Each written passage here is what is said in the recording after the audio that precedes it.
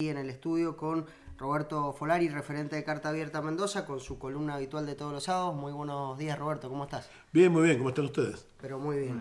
Bueno, ¿qué tenemos para hoy, Roberto? Bueno, vamos a hablar primero de esta cuestión que se ha dado en torno a Assange, ¿no? A este hombre que está siendo perseguido por haber difundido cables que Estados Unidos tenía por secretos, ¿no? Y que Estados Unidos y las potencias occidentales títeres de Estados Unidos, que se hacen, autodenominan, ¿no? La comunidad internacional, la autodenominada, insisto, comunidad internacional, está persiguiendo a Assange y a través de Gran Bretaña le ha hecho la amenaza inaudita, una amenaza insólita, de entrar a la embajada ecuatoriana en Londres para llevarse a Assange. Según ellos, pues tendría una especie de obligación jurídica. Es importante atender esto porque la gente no tiene por qué saberlo, pero a nivel de derecho internacional, la embajada ecuatoriana es territorio ecuatoriano. Es decir, la entrada de fuerzas británicas es una invasión de territorio extranjero. Es decir, es absolutamente inadmisible, de toda inadmisibilidad, digamos, ¿no? Eso, si llega a ocurrir, es el detonante si ocurriera entre países grandes, además de una guerra. Digamos, ¿no? Es un hecho que ni la dictadura argentina, ni una dictadura que violó los más elementales reglas del derecho, del cuidado de los derechos humanos, que llegó a los límites extremos de robar bebés y de tirar gente viva al río. Esa dictadura no ingresó a la embajada mexicana en Buenos Aires, porque era territorio mexicano, y allí estaban Cámpora y Abal Medina Padre encerrados. Estuvieron más de 6 años presos allí, y no entró la dictadura, porque eso hubiese sido catastrófico. Y estos aventureros, que fueron los militares argentinos, que llegaron a una aventura como hicieron la guerra de Malvinas, la hicieron como una aventura, aunque claro, para mucha gente implicó la vida y la muerte y tantos suicidios posteriores, etcétera. No era para jugar con eso. Sin embargo, no se atrevieron a entrar a una embajada extranjera, de modo que la amenaza británica de entrar a la embajada ecuatoriana es una de las groserías jurídicas más extremas que se recuerden en décadas, ¿no? En décadas. Es un escándalo internacional absoluto, es una pérdida de todo límite, y es una muestra de que el imperio está dispuesto a producir una especie de estado de excepción permanente, bajo el cual hay una fachada de legalidad, dentro de la cual se cometen toda clase de ilegalidades extremas, no explicadas, como fue el asesinato de Bin Laden. Bin Laden podía ser quien fuera, pero no se lo podía simplemente asesinar, y además con una operación especial desconocida por las autoridades pakistaníes, que es donde se produjo el hecho. Es decir, fue una violación de soberanía absoluta, cometida con toda tranquilidad. La entrada, ¿no es cierto?, en su momento a Irak sin el apoyo expreso de Naciones Unidas. Bueno, toda una serie de acciones ilegales. Ahora, esta otra, no recuerdo yo que en la historia se haya producido nada. Nunca se ha producido algo igual. Es decir, entrar a una embajada extranjera sería directamente, digamos, una especie de burla total y de tirar abajo las más elementales normas de la convivencia. Y pues eso puede llevar a cualquier cosa. Es increíble que se hayan permitido esa amenaza, y es increíble que la prensa, acostumbrada al escándalo y a hacer ruido por cualquier cosa, ya que, qué sé yo, si Moria estuvo en Paraguay y, ¿no es cierto?, hay un problema con el que no se encuentra el collar, parece que es más importante que esta barbaridad. Sí, ha pasado inadvertido esta noticia. Soy inadvertido, como si fuera, bueno, una pequeña cosa, quizá un exabrupto, o hasta algo que mucha gente puede creer que es normal, porque pueden creer, como ellos dijeron, que ellos tienen la obligación de rescatar a Assange para llevarlo a Suecia. Si Assange está en una embajada extranjera en Londres, Assange está protegido por el derecho internacional, y Gran Bretaña no tiene ninguna obligación de quitarlo, no tiene ni derecho ni obligación por ninguna de las dos cosas, porque por más que quisiera, no puede quitarlo de la embajada, ¿no? Por lo tanto, también las cosas que hemos leído en algún diario diciendo, bueno, Gran Bretaña no le otorgaría el asilo a Assange. No, si Gran Bretaña no tiene que otorgar ningún asilo. El asilo lo otorga Ecuador, y ya lo otorgó. Lo que tiene que hacer Gran Bretaña es otorgar el placet, o sea, otorgar el permiso para salir de la embajada y ir al aeropuerto. El salvoconducto. Y salir, el salvoconducto. Exactamente. Es importante también resaltar la actitud con decisión que ha tomado el gobierno de Ecuador, ¿no? De ejercer su soberanía y otorgar el asilo político a Assange a pesar de estas amenazas permanentes del gobierno británico. O la valentía, ¿no? Que ha tenido Ecuador, un país pequeño, un país que es consciente de que geopolíticamente, digamos, no es un país fuerte, pero que tiene principios y que los está sosteniendo de una manera muy, muy clara y muy, muy enérgica frente a una amenaza obvia de parte también de Estados Unidos, que ridículamente dice que ellos no tienen nada que ver con esto y que ellos no persiguen a Assange. Bueno, Assange está siendo perseguido de una manera implacable, según ellos, por un problema de faldas, según ellos, porque hay un par de mujeres, ¿no es cierto?, que se acostaron con él y que ahora dicen que en realidad el preservativo se rompió o alguna cosa por el estilo. Es increíble, ¿no? Es increíble.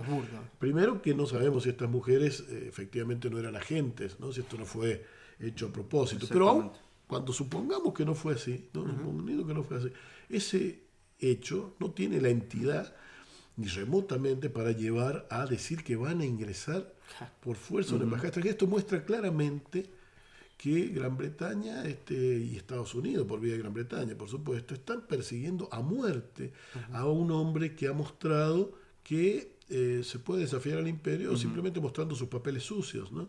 Entonces, lo que quiere el imperio hacer es mostrar que ellos son los dueños del mundo, que va a ser un castigo ejemplar y que Estados Unidos no se lo desafía, ¿no?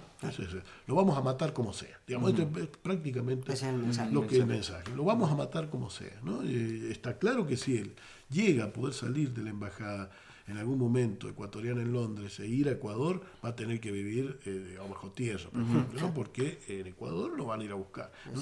El imperio está claro, es decir, lo vamos a matar donde sea, ¿no? Y esto es vergonzoso, ¿no? Entonces muestra la falta de legalidad estructural en que está ubicado el imperio hoy, el hecho de que lo que algún autor como Agamben ha llamado estado de excepción, es decir que en realidad se vive hoy como si hubiera un permanente estado de excepción, un estado de guerra encubierta donde los derechos son traspasados permanentemente, donde el gobierno de Estados Unidos, el presidente decide asesinar gente, se lo dice a la CIA y la CIA lo hace, y esto está tomado como si fuera un derecho, digamos, ¿no? El derecho de ir a hacer matar gente en cualquier parte del mundo, no solo dentro de Estados Unidos. Y presentado con gran alegría por distintos medios, como una gran noticia, y todos los jefes de Estado saliendo a festejar, los jefes de Estado de los llamados autodenominados países civilizados, saliendo a festejar un asesinato, una masacre, lo cual es gravísimo, preocupante. Que está naturalizado. Que por fuera, claro, se está naturalizado, algo obrar por fuera del derecho, ¿no? Porque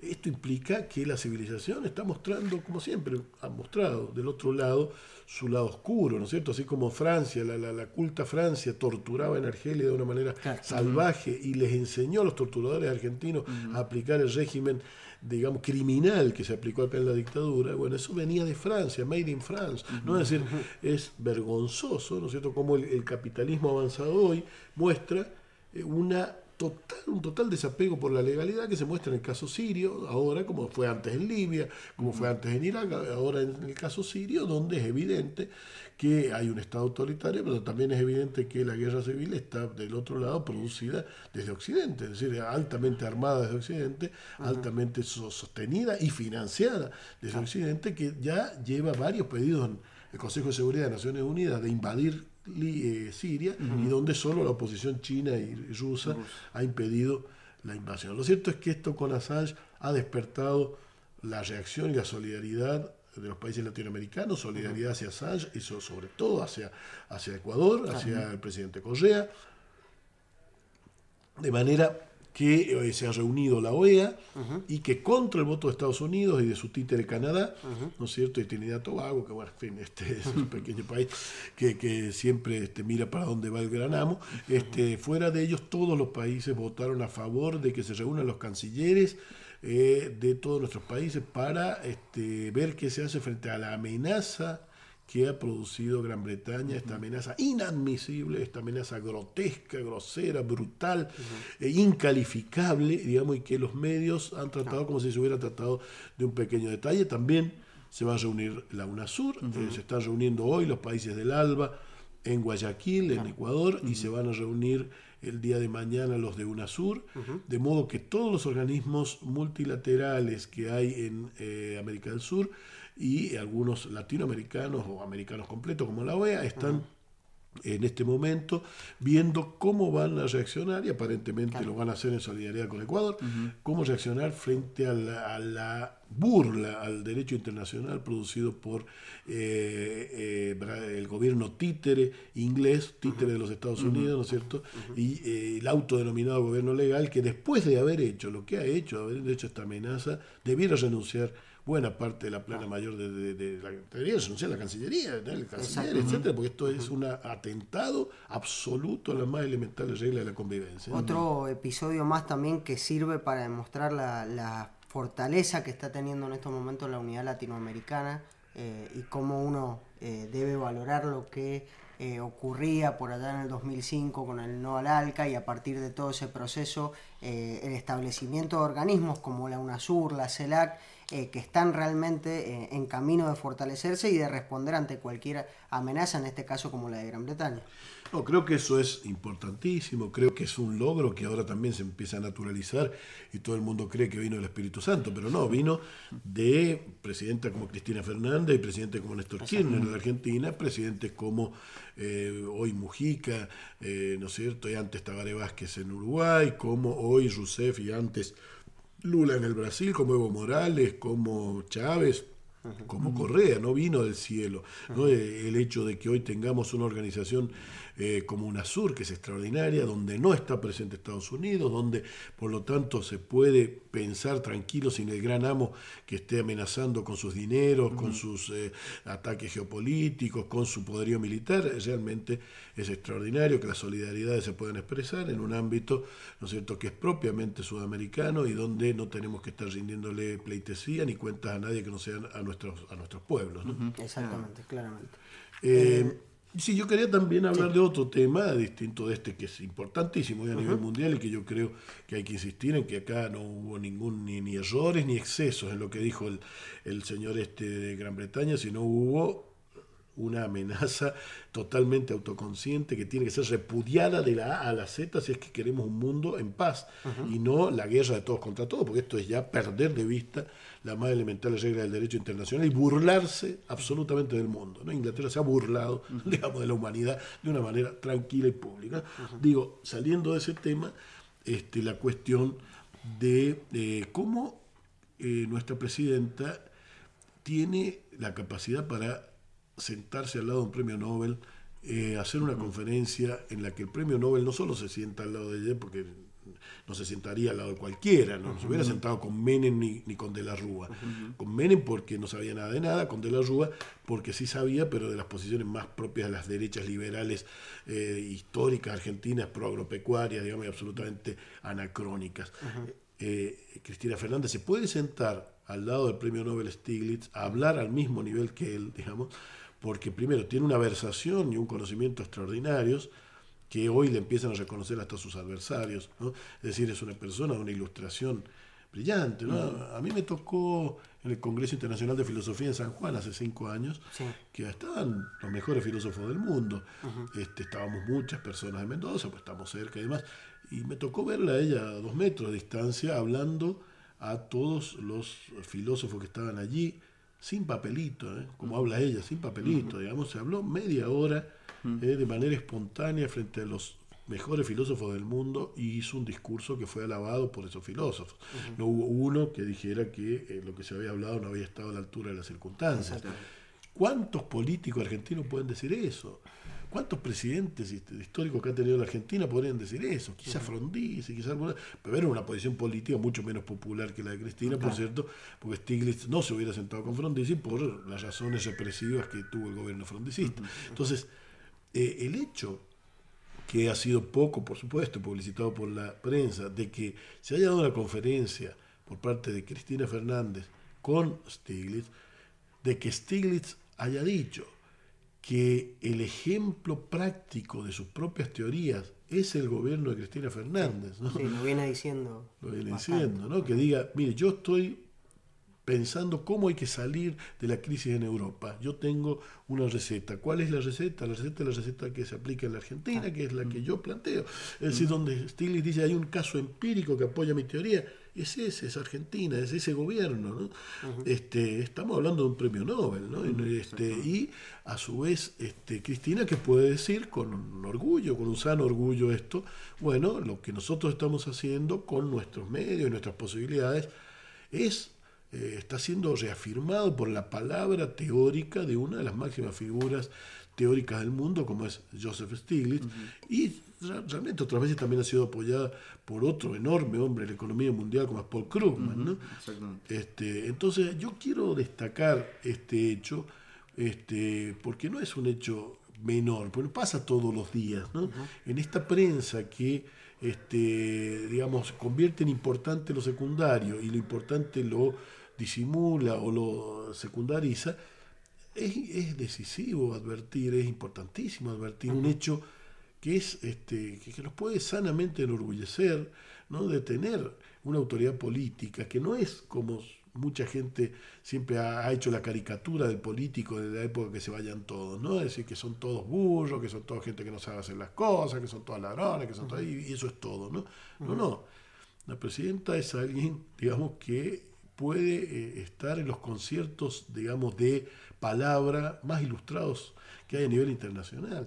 Y eso no es poco, porque 1000 veces se han hecho chistes sobre lo burros que son algunos, sobre que cómo Menem leía a Sócrates, ¿no es cierto? Todas estas cosas, ¿no? Menem se reunió una vez con Cacciari, ¿no? Cacciari es un hombre que habla 6-7 idiomas, era el alcalde de Venecia, ¿no? Nada menos que una ciudad como Venecia, una ciudad renacentista, bellísima como es aquella, con esos palacios sobre el agua. Bueno, Cacciari era el alcalde y tuvieron una charla de media hora con Menem que yo hubiera dado lo que media vida por escucharla, porque bueno, los disparates que puede haber respondido Carlos Menem a Cacciari realmente no me lo puedo imaginar, ¿no? Bueno, nuestra presidenta podría perfectamente estar con un estudioso de la estética y de la teoría filosófica como es Cacciari, de hecho habló ante muchas personas de parecido nivel en ese concierto, en ese congreso filosófico, ¿no es cierto?, que se hizo en el 2007, ¿no? Así que sí, perdón, Roberto, claro. Lo que trae discusión es eso, ¿no? Cómo, qué modelo de participación política se está discutiendo y de cómo ver la política. Recién hablábamos con Guillermo Parodi, que es secretario adjunto de UTES, sobre el tema de Macri, ¿no? Sobre el 0800 que ha establecido para denunciar injerencia política y cómo la derecha históricamente ha denostado la política como algo sucio, como algo que es para los bobos, que es algo en lo que no hay que meterse, y tiene que ver con esta discusión que se está viviendo hoy en la Argentina, ¿no? Me parece que mostrar esto, ¿no? Algo como decís vos, que es decisivo, una presidenta en este caso que está formada en varios temas, demuestra que es necesaria la participación, es necesario el involucramiento, y no es menor, teniendo en cuenta presidentes como De la Rúa, Menem. No, pues una presidenta que desde lo ilustrado no denuestra lo popular, sino por todo lo contrario, lo levanta, ¿no? Es decir, acá tenemos, no es alpargatas sí, libros no, sino es alpargatas sí, libros también, ¿no? Los libros sí, alpargatas también, eso es lo mejor que podemos sostener, ¿no? Todos los sectores sociales unidos en un proyecto, no todos, digo, pero los sectores mayoritarios de la nación unidos en un proyecto que defiende y sostenga lo popular, ¿no? Exactamente. Bueno, nos va finalizando el tiempo el programa, ha llegado algunos mensajes. Sí, unos mensajitos, son bastantes, simplemente todos, digamos, felicitando la intervención de Roberto fuera del programa. Este último, bueno, él dice: Foraldi, sos un monstruo, no te mueras nunca. Voy a hacer lo posible. Vamos a ver si conseguimos la fórmula de la eternidad para que se quede